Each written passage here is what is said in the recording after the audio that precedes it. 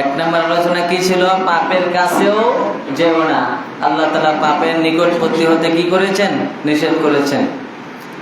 সূরাতুল আনআম নামে একটি সূরা আছে আল কোরআনে। কি নামে বলেন?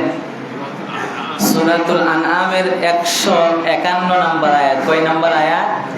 151 নম্বর আয়াতে আল্লাহ তাআলা আমাদেরকে জানাইয়া দিয়েছেন, ওয়ালা তাকরাবুল ফাওয়াহিশা মা যাহারা মিনহা ওয়া মা বাতান।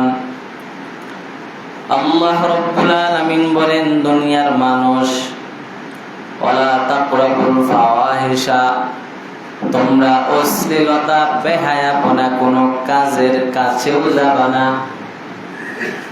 মা যাহারা মিনহা ওয়া মা বাতানা, ওই অশ্লীল কাজটা, বেহায়াপনা কাজটা গোপনে হোক বা প্রকাশ্যে হোক যাওয়া যাবে।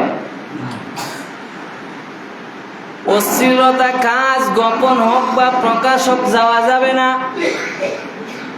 আল্লাহ রাব্বুল আলামিন বললেন, দুনিয়ার মানুষ, তোমরা গোপনে প্রকাশ্যে কোন ধরনের পাপের কাছেও যাইবা না।